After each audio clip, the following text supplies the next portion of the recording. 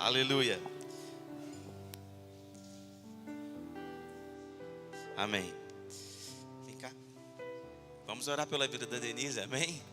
Aleluia. Pai, em nome de Jesus, nós te damos graças, Senhor, pela vida da Denise. Pai, muito obrigado. Obrigado, Pai, porque ela vivendo plenamente os sonhos do Senhor, Pai. Para ela, para a casa dela, para a família dela, Pai, para os filhos, para o casamento, Pai. Eu declaro um tempo, ó Deus, de sabedoria e de revelação do teu desejo, dos teus sonhos, dos teus planos, a clareza, Pai, que o Espírito Santo pode dar ao coração do homem, chegando, ó Deus, sobre a vida da Denise, no nome de Jesus. Clareza para avançar pela fé, clareza, Senhor, para correr com velocidade, clareza espiritual para discernir, Senhor, cada passo, cada estação, cada momento. Eu declaro, Pai, um ano extraordinário, um ano onde ela vai experimentar do poder da palavra, do poder do Espírito Santo, onde ela vai viver grandes experiências com o Senhor, Pai. Por isso, muito obrigado. Obrigado por ela andando em saúde, paz, alegria e experimentando, ó Pai, de um ano extraordinário. Um ano extraordinário, um ano, ó Pai, como ela nunca experimentou na Tua presença. É o que nós declaramos sobre a vida dela no nome de Jesus. Amém, amém, amém. Glória a Deus. Parabéns, querida. Amém. Aleluia. Glória a Deus. Oh, aleluia. Pode continuar aí com o solo aí dos instrumentos aí. Você ainda está de pé ainda? Permaneça de pé, por favor. Oh, aleluia. Você já agradeceu a Deus hoje? Você já agradeceu a Ele pela salvação hoje? Você já agradeceu pela vida eterna hoje? Você já agradeceu porque você foi perdoado dos pecados? Já agradeceu porque o Espírito Santo habita em você? Já agradeceu porque o inferno não é mais o seu destino final? Você já agradeceu porque o céu agora é o seu destino? Amém? Você já agradeceu porque o amor dele continua derramado sobre você a cada dia, a cada manhã? Você já agradeceu porque ele continua acreditando em você, ele continua disposto a te abençoar, ele continua disposto a cuidar de você? Você já agradeceu? Você já foi grato a Deus pelo dia de hoje, pela sua casa, pelos seus filhos, pelo seu marido, pela sua esposa, pelo seu trabalho, pela saúde que você tem? Você já agradeceu a Deus por grandes coisas que Ele tem feito na sua vida e através da sua vida, Pai? Nós queremos agradecer ao Senhor. Agradecer, Pai, porque em Cristo Jesus, Pai, o nosso destino foi alterado. A nossa trajetória foi definitivamente, ó Pai, transformada. Por isso, Pai, muito obrigado. Obrigado, ó Pai, pela vida de cada um aqui nesse lugar.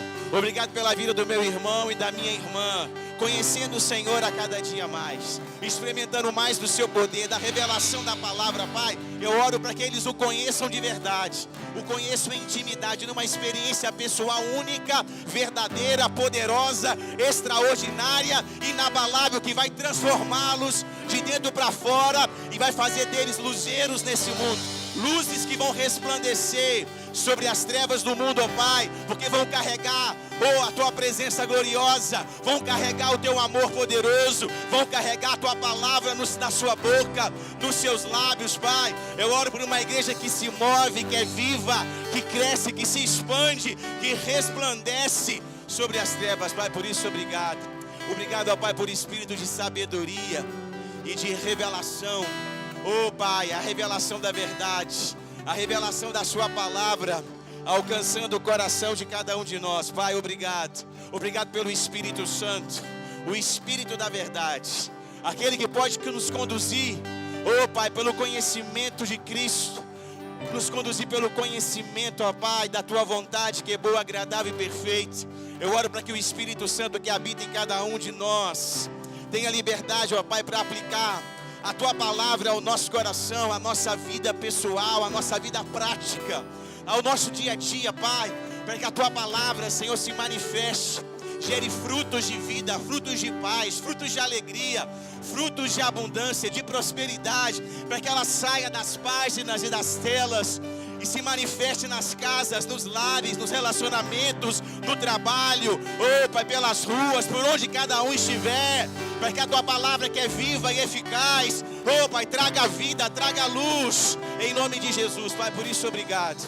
Obrigado, ó Pai, porque a Tua palavra é a verdade. é uma verdade imutável, eterna, que não muda. Por isso nós podemos confiar no Senhor, podemos crer com o nosso coração e falar com a nossa boca com convicção, porque sabemos que a Tua palavra é poderosa, Pai, viva, verdadeira, imutável, única e poderosa. E eu oro, ó Pai, para que a Tua palavra caia no coração de cada um de nós, gerando, ó Pai, os frutos do Evangelho, os frutos do reino de Deus. Por isso, muito obrigado, no nome de Jesus, amém e amém. Obrigado, louvor, glória a Deus.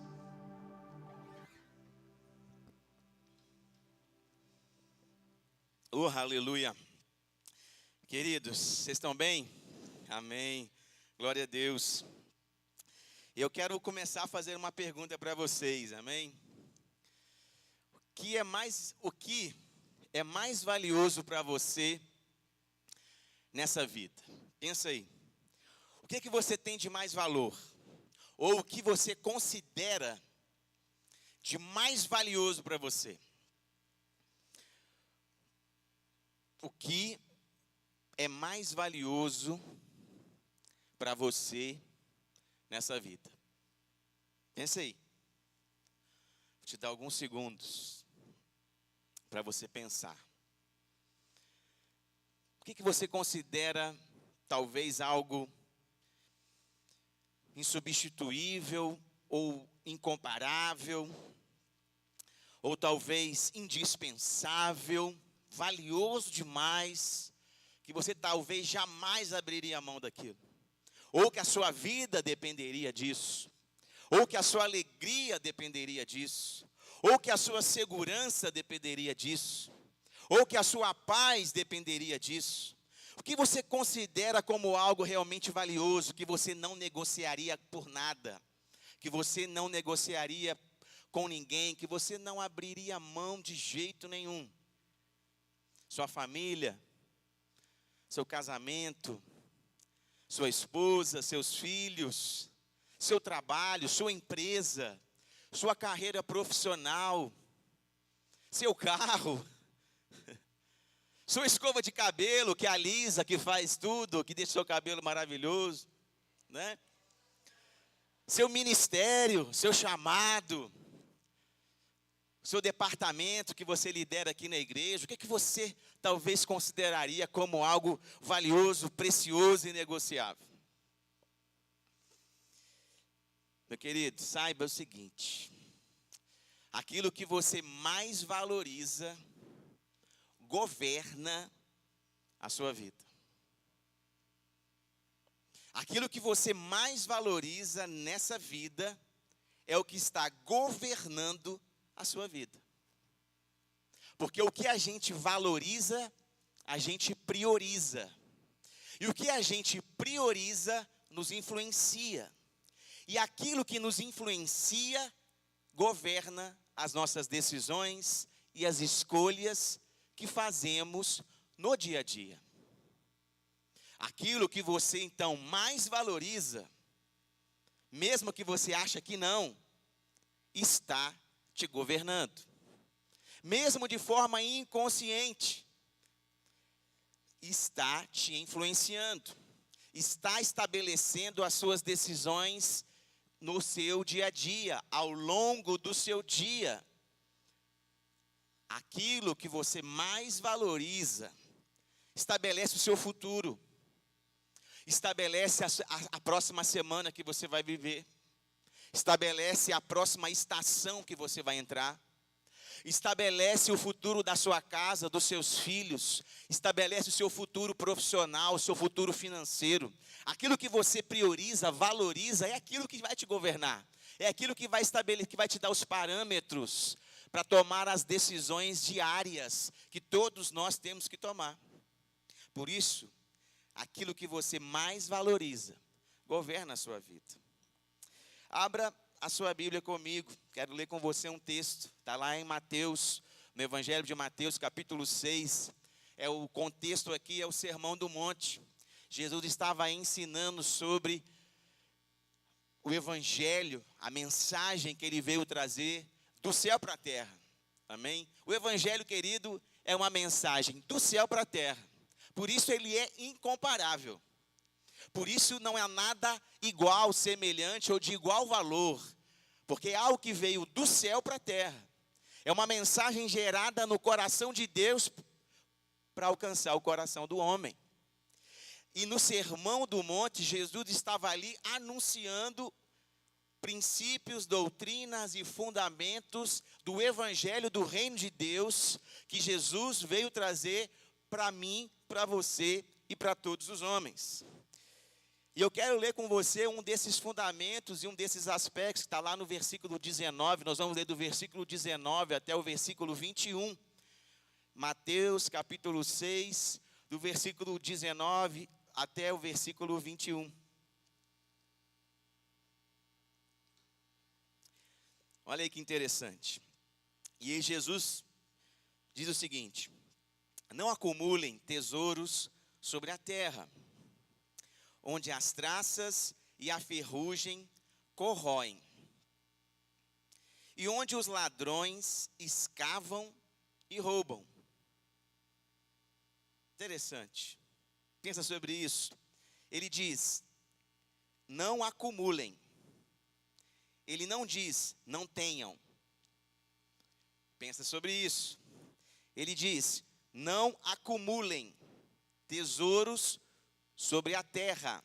Por que eu não posso acumular, Jesus? Tesouros aqui na terra. O próprio versículo te responde: onde as traças e a ferrugem corroem, e onde os ladrões escavam e roubam. Esse ambiente é inseguro para acumular coisas, tesouros. Amém? Ele continua dizendo: mas, ou seja, ao contrário, o que vocês devem fazer? Mas ajuntem, não diz possuam. Ele diz agora ajuntem, acumulem tesouros no céu.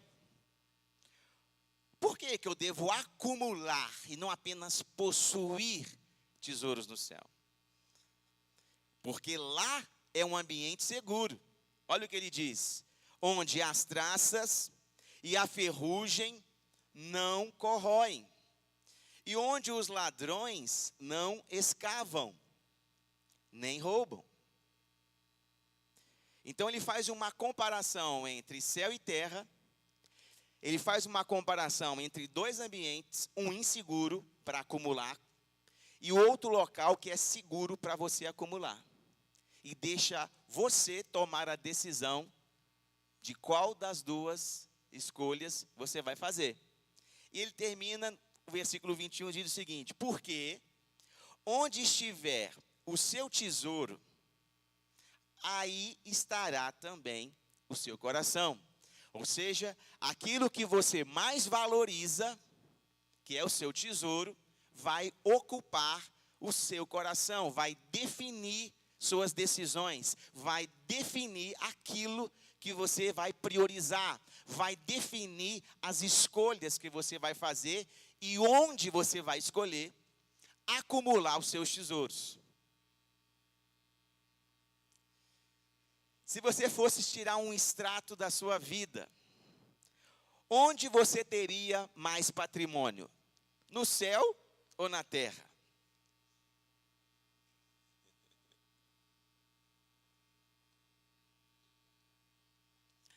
Se você fosse tirar um extrato, né, não é bancário nesse caso, né, mas um extrato da sua vida, que é um levantamento, tá certo? De todo o seu patrimônio.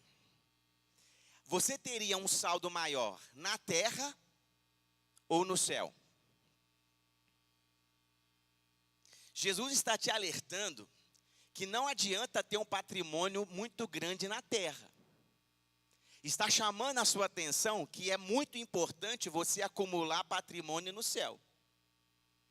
Porque na terra, esse patrimônio vai ser corroído, vai ser desfeito, roubado e vai perecer. Mas no céu é um ambiente seguro, onde ele não vai enferrujar, não vai ser corroído e vai estar apto ou em pleno funcionamento eternamente. Amém? Mas o que define é onde está o teu coração. Porque aonde está o teu coração, ou melhor, aonde estiver o seu tesouro, ali estará o seu coração. Aquilo que você mais valorizar, se você valorizar então mais as coisas do céu, automaticamente você vai se esforçar ao longo de todos os anos da sua vida para acumular tesouros no céu. Mas se o seu tesouro estiver nas coisas da terra, o seu coração vai se inclinar para acumular tesouros na terra.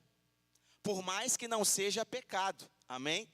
Por mais que não seja algo pecaminoso, tá certo? Mas você vai ter a inclinação de acumular mais aqui na terra do que no céu. E baseado no que eu acabei de ler, qual seria a decisão mais inteligente? O que você considera de mais valioso vai definir, então, as suas decisões e as suas escolhas. Se você considerar que as coisas eternas, que o céu é mais valioso do que a vida terrena e as coisas da terra, você vai tomar decisões nessa direção. Por outro lado, se você entender que as coisas aqui da terra, desse mundo, são mais importantes, você vai naturalmente ter uma tendência de focar mais em acumular aqui do que na eternidade. Aquilo que você considera mais valioso define suas decisões e escolhas do seu dia a dia. Amém? Porém, saiba que Deus não tem nada contra as riquezas. Deuteronômio capítulo 8, versículo 17 e 18, olha o que diz. Não digas, pois, no teu coração, a minha força e o poder do meu braço me adquiriram estas riquezas. Antes te lembrarás do Senhor teu Deus, porque é Ele que te dá força para adquirires riquezas, para confirmar a sua aliança, que sob juramento prometeu a teus pais, como hoje se vê. Quero chamar sua atenção para a seguinte frase, porque é Ele, ou seja, é Deus, que te dá força para adquirir riquezas. E aqui não especifica se são riquezas na terra ou no céu. Então, significa que são ambas. Amém? Ou seja, Deus não tem nada contra a riqueza, porque Ele é o Deus do ouro e da prata. Ele criou toda a riqueza que existe no planeta Terra. Como Ele poderia ser contra algo que Ele mesmo criou e fez? Amém? Ele não tem nada contra as riquezas, porém, Ele alerta para que nós tenhamos sabedoria para administrar, possuir e dividir ou repartir as riquezas. Amém? Olha o que diz. Não digas, pois, no teu coração, a minha força e o poder do meu braço me adquiriram estas riquezas. Antes te lembras do Senhor teu Deus, porque é Ele que te dá força para adquirir riquezas, para confirmar a sua aliança, que sob juramento prometeu a teus pais, como hoje se vê. Então, riquezas, querido, fazem parte da bênção de Deus e da aliança que Ele tem com os homens. Riqueza faz parte da bênção de Deus e também da aliança que Ele mesmo fez com os homens. Então, Deus não exclui a riqueza da bênção que Ele tem para cada um de nós. Ele, pelo contrário, Ele inclui a riqueza na bênção que Ele tem para cada um de nós e na aliança que nós temos com Deus em Cristo Jesus. Amém? Porém, as riquezas não devem ser motivo de orgulho, ganância ou idolatria. É isso que ele alerta aqui no versículo que nós lemos, versículo 17. Não digas no teu coração, a minha força e o poder do meu braço é que me adquiriram essas riquezas. Ou seja, ganância, orgulho e idolatria não combina com sabedoria para administrar recursos que Deus está querendo depositar sobre a sua vida. Amém? Deus deseja te enriquecer, meu irmão, para que você seja uma bênção. Mas se você for ganancioso, orgulhoso, e começar a amar o dinheiro, você não será uma bênção nem para a sua família, nem para a sua igreja, muito menos para a sua cidade. Deus deseja liberar sobre você todas as riquezas disponíveis no reino de Deus. Mas você precisa de sabedoria para realmente administrar, possuir e repartir todos os recursos que Deus entrega na sua mão. Amém? Aleluia. Abra comigo aí em Mateus, capítulo 19. Vamos ler do versículo 16 até o versículo 22. Mateus, capítulo 19. É uma passagem interessante que fala do jovem rico. Esse jovem, ele morava ali na região ali de Israel. Ele conhecia as Escrituras. Ele era, pelo que nós lemos, dá a entender então que ele era um judeu praticante, ou seja, ele conhecia as Escrituras do Velho Testamento, tá certo? E ele encontra com Jesus ali em determinado momento. E Jesus tem um diálogo com ele bem interessante. Olha só, a partir do versículo 16. E eis que alguém, aproximando-se, lhe perguntou. Esse alguém é o jovem. Perguntando para quem? Para Jesus. Mestre, que farei eu de bom para alcançar a vida eterna? E eu já quero te chamar a atenção para uma coisa. Olha a pergunta que ele faz para Jesus. Mestre, ele reconhece que Jesus é mestre. Ele não chama Jesus de qualquer coisa. Então ele reconhece Jesus como alguém sábio que tem conhecimento da Escritura, como um homem de Deus, que está apto para ensinar algo a respeito de algum assunto.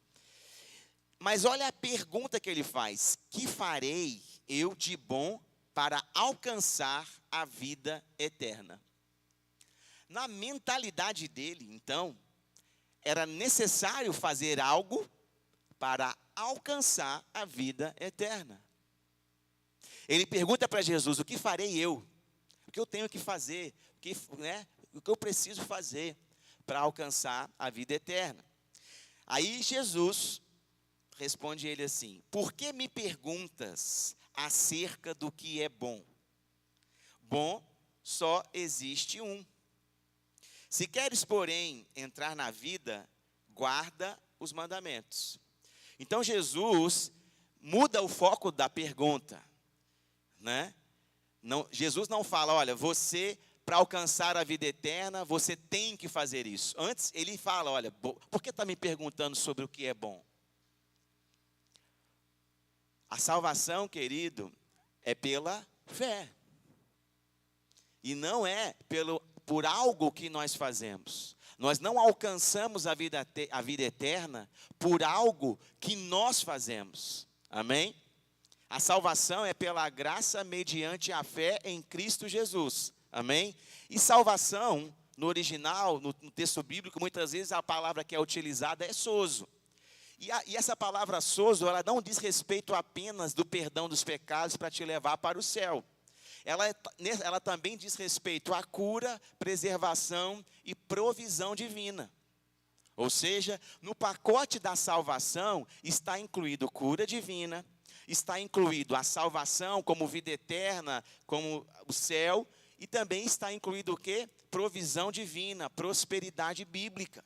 Amém? E olha, vamos continuar lendo aqui. E Jesus disse para ele, bom só existe um, se queres porém entrar na vida, guarda, então o quê? Guarda os mandamentos. E ele então lhe pergunta, quais?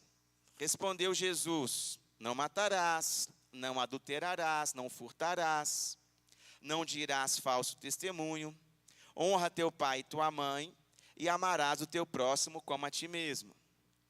Nesse momento ainda, a lei de Moisés estava em vigor. Amém? Era um jovem judeu.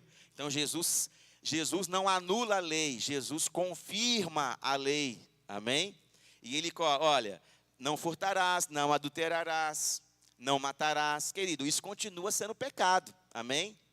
Mesmo na nova aliança. Não matar, né? Matar, adulterar, furtar, falar mentira, né? Quer dizer falso testemunho, desonrar pai e mãe e não amar o próximo como a ti mesmo, continua sendo pecado na nova aliança. Só para a gente abrir um parênteses, certo?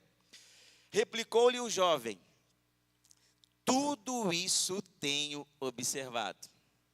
O jovem, olha que resposta surpreendente. Tudo isso tenho observado. O que me falta ainda?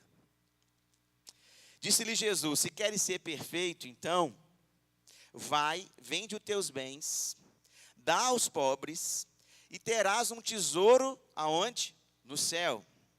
Depois vem e segue-me.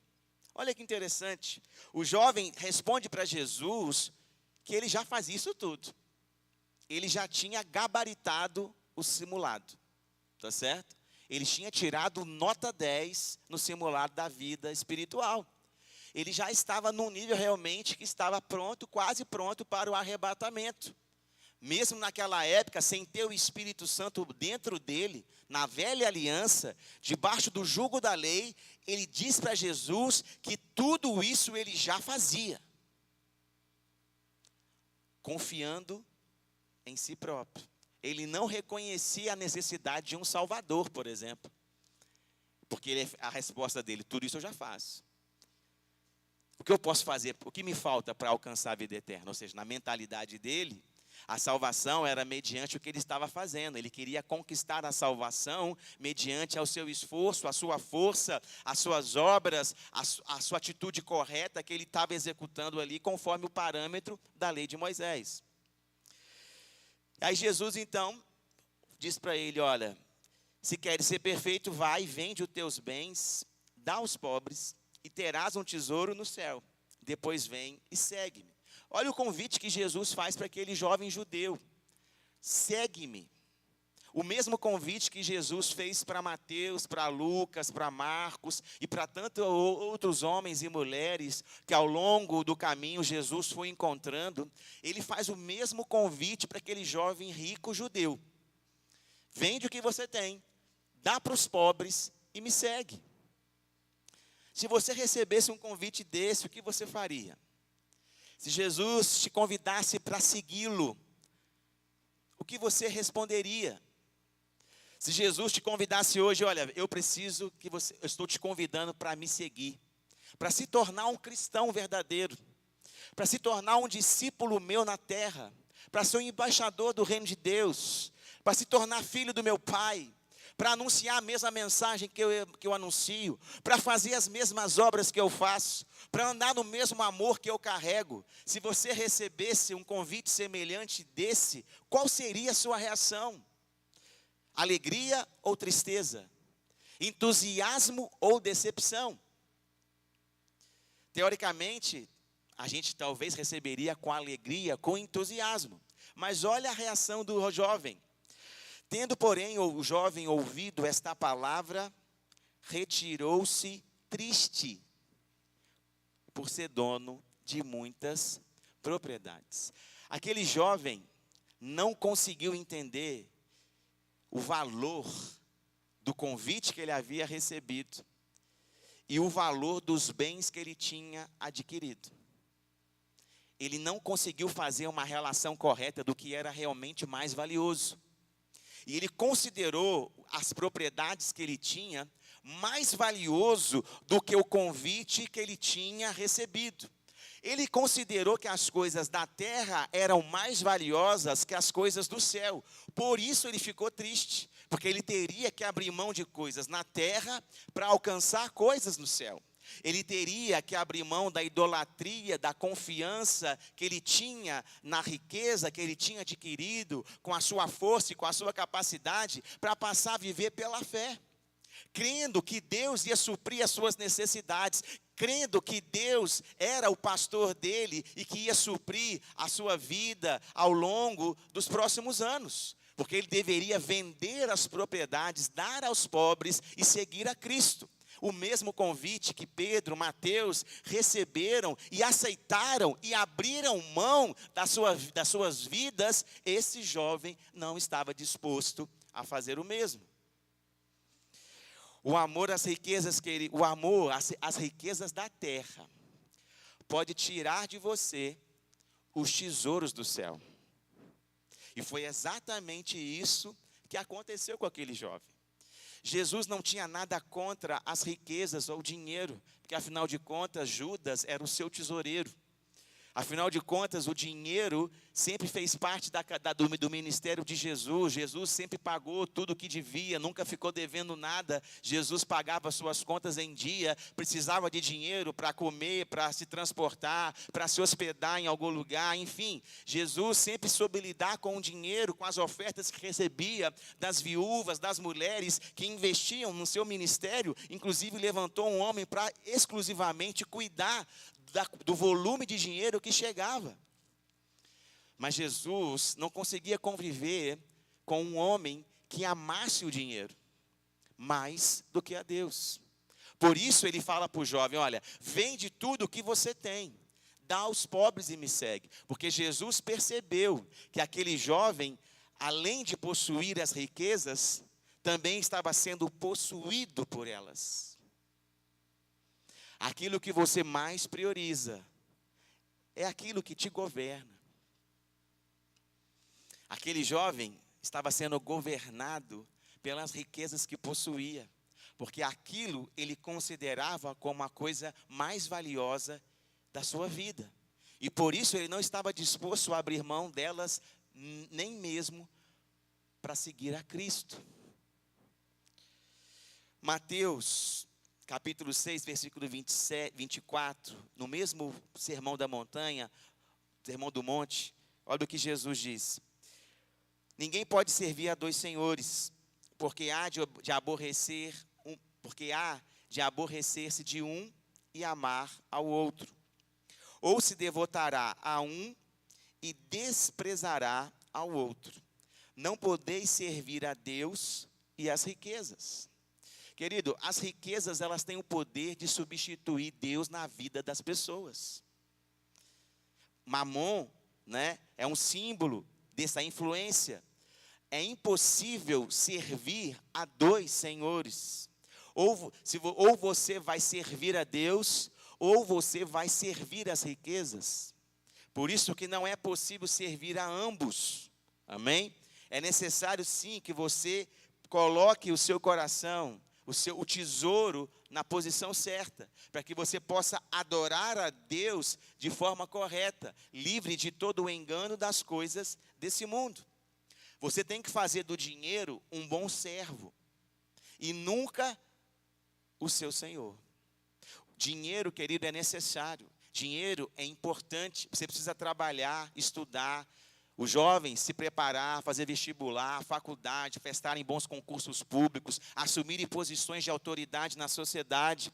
Nós, né, você, dona de casa, empresário, todos nós precisamos prosperar, usar nossa criatividade, desempenhar papéis de relevância na sociedade.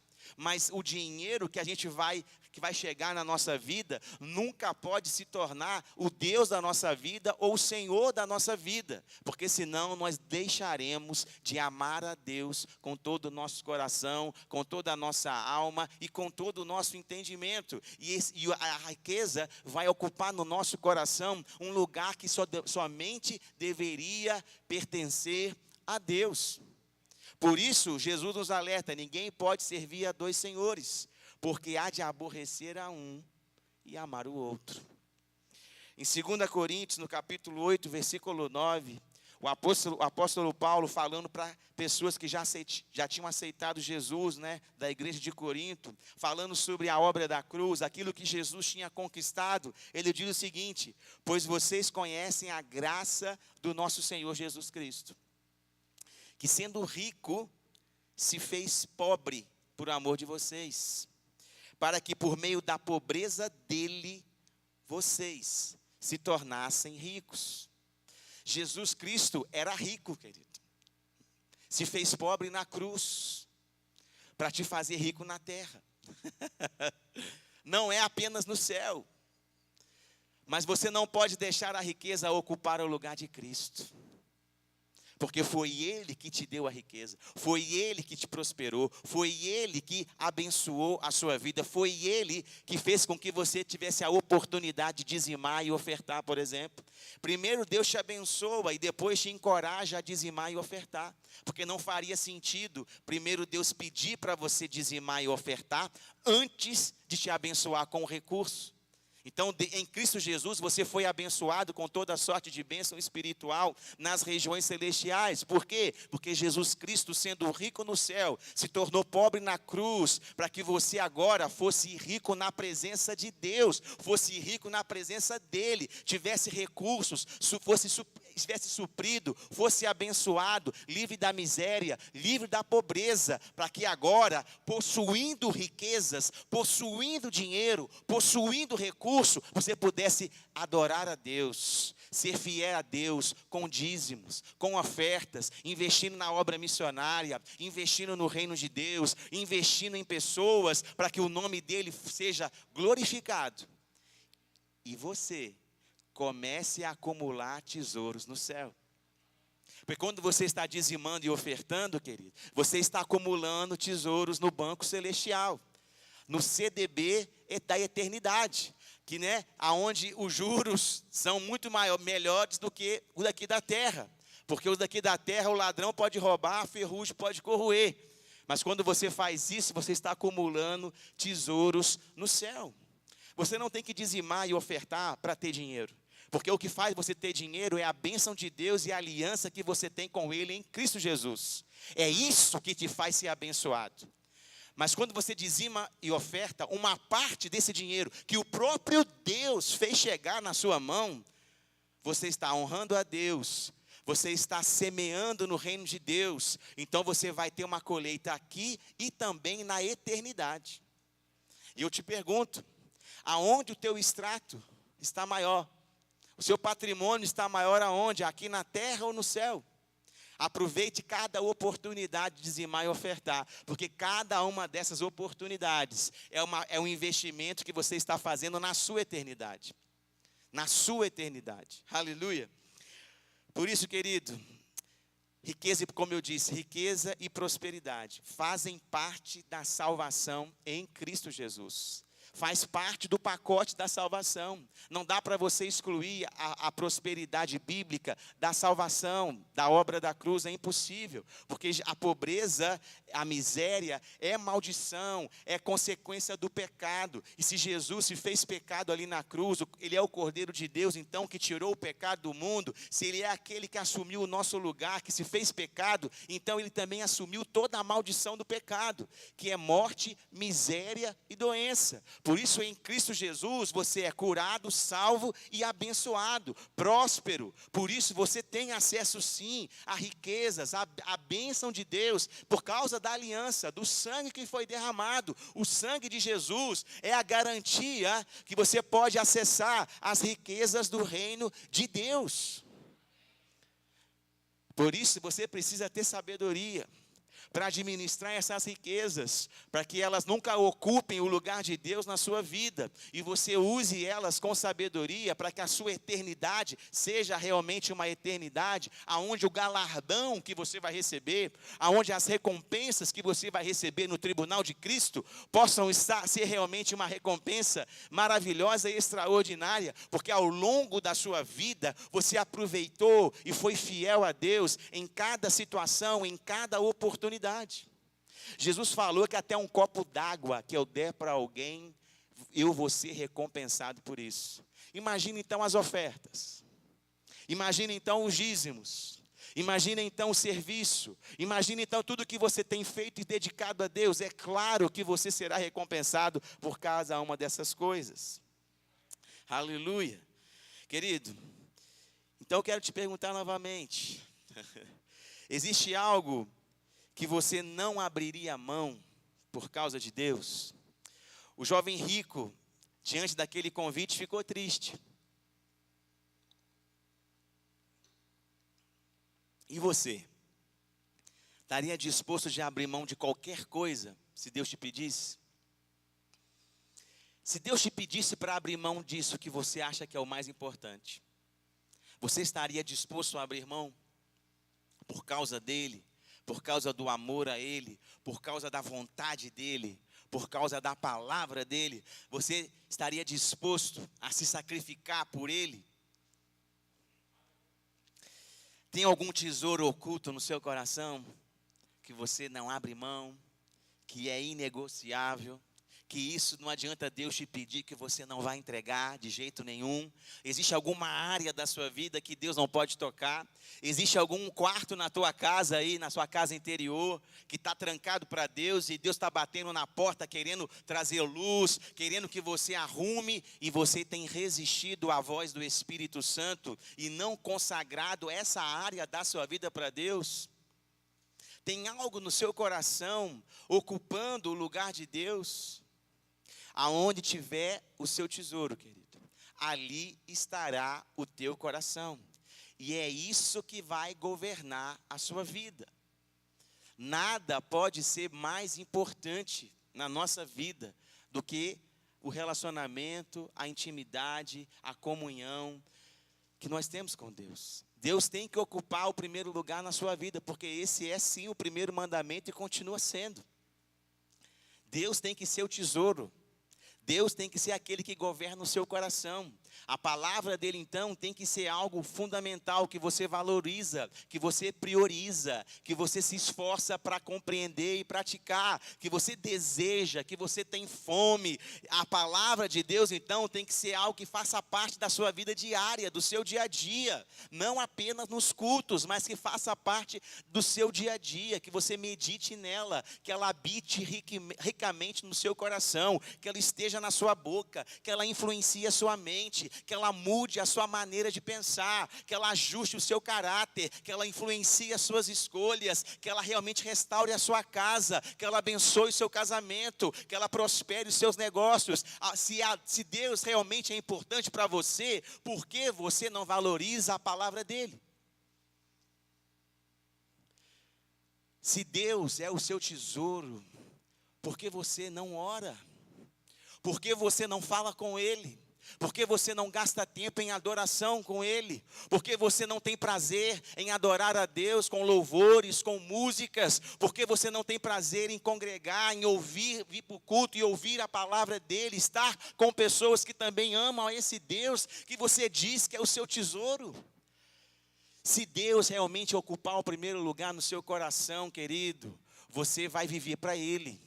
Você vai adorar ele em espírito e em verdade. Você vai buscar o reino de Deus e a justiça dele em primeiro lugar. Você realmente vai amá-lo. Você vai ter fome e sede da palavra de Deus, da presença de Deus. Você não vai se conformar com esse mundo. Você vai resistir ao pecado. Você vai querer mortificar a sua carne. Você vai querer se encher do Espírito. Você vai ter fome e sede cada vez mais desse Deus poderoso, maravilhoso. E você vai se apaixonar por ele a cada dia mais e mais, porque ele vai te constranger a cada dia com o amor dele incondicional por você. Ele vai te surpreender e você vai estar nesse relacionamento contínuo, inspirador, verdadeiro, impagável, valioso, e isso vai ser uma prioridade para você. E aí sim ele vai governar.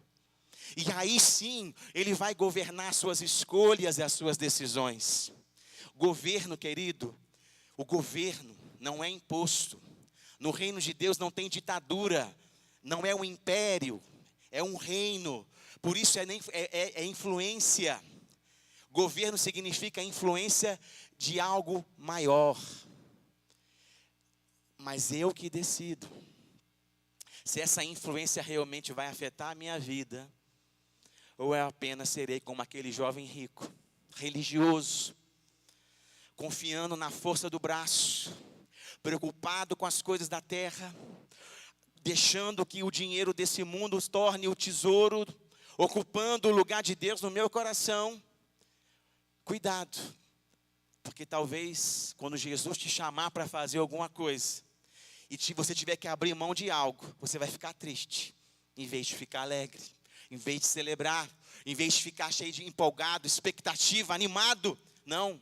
Você vai sentir pesado, um peso, como se aquilo fosse algo negativo, como se você estivesse tomando prejuízo, como se aquilo fosse algo que fosse trazer dano para você, para a sua casa, para a sua família. Querido, nenhum convite de Cristo traz dano ou prejuízo nem para você, nem para a sua casa, nem para a sua família, nem para a sua saúde, nem para os seus negócios, nem para nada nessa terra, porque Ele é o Rei da Glória, o Deus Todo-Poderoso, Criador de todas as coisas. Ele tem todo o poder, Ele tem toda a sabedoria, todo o domínio. Como algo que vem dele pode trazer dano e prejuízo, porque toda a boa dádiva, todo o dom perfeito vem do Pai das luzes, em quem não há mudança nem sombra de variação. Ele é bom. Aleluia. O louvor pode subir, queridos. Como eu disse, tem algo no seu coração ocupando o lugar que não deveria. Existe algo que não deveria estar te prendendo, mas ainda te prende. Existe algo que você precisa abrir mão, mas quando Jesus faz esse convite para você, você se entristece, porque você não quer negociar essa área da sua vida. Feche seus olhos, pensa sobre isso. Enquanto você pensa, eu vou ler mais um versículo, o louvor vai começar a tocar aqui.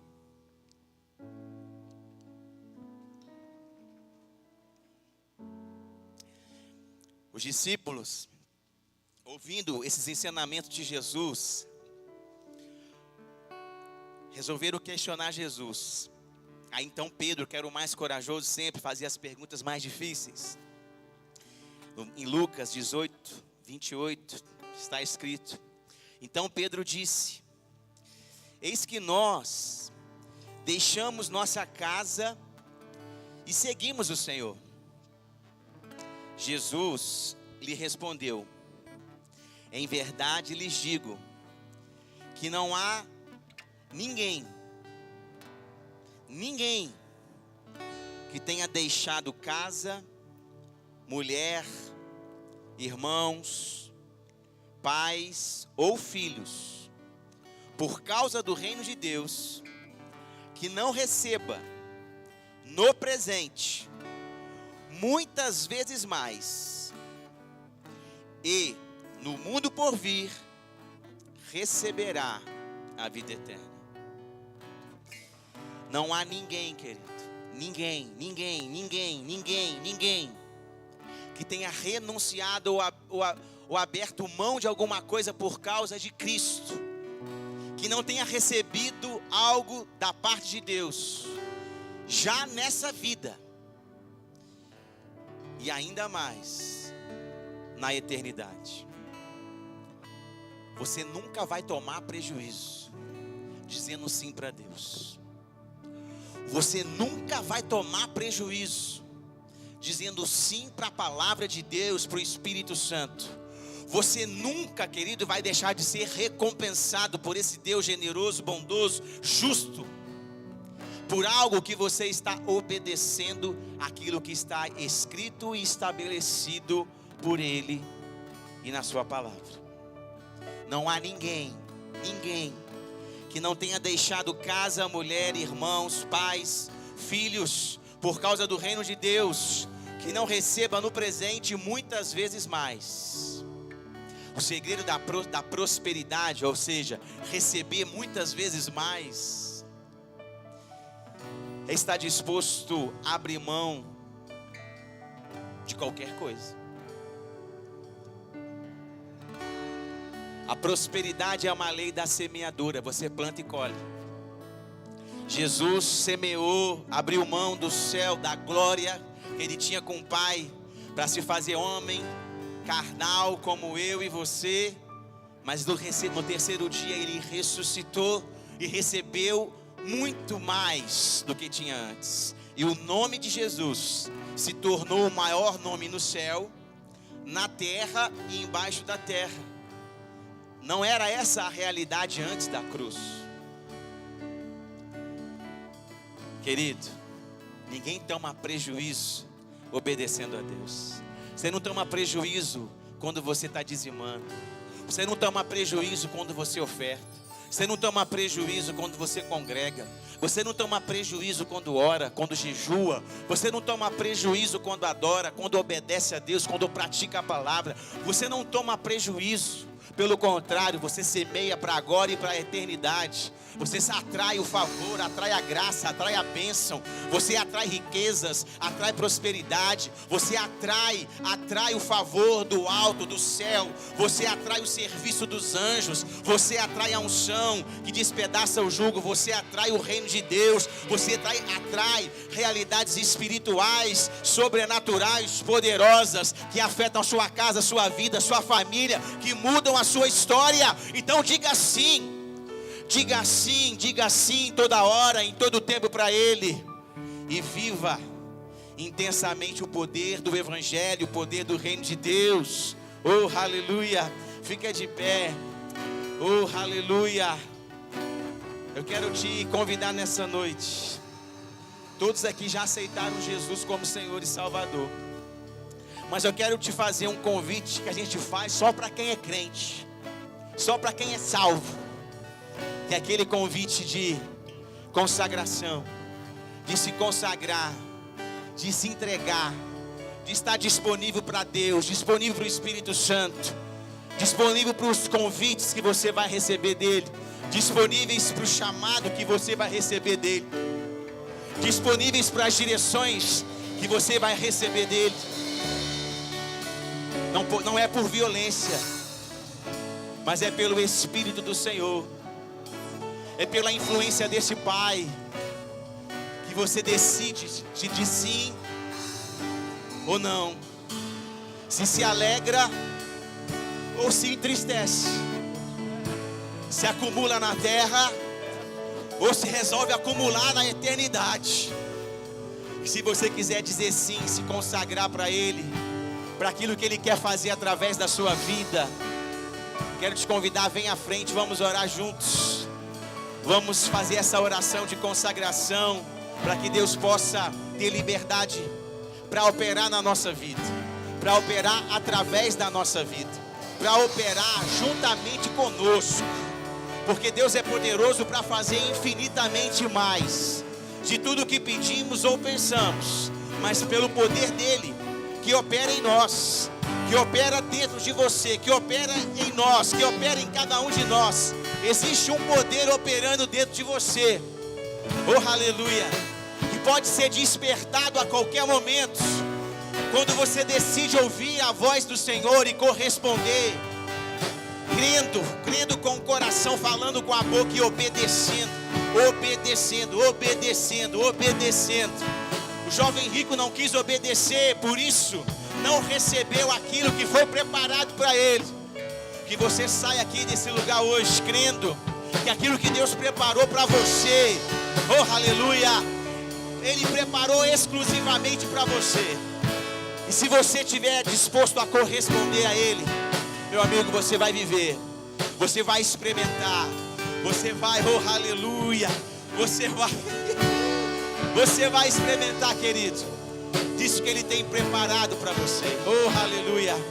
Oh, começa no seu lugar a orar em outras línguas. O louvor vai continuar tocando.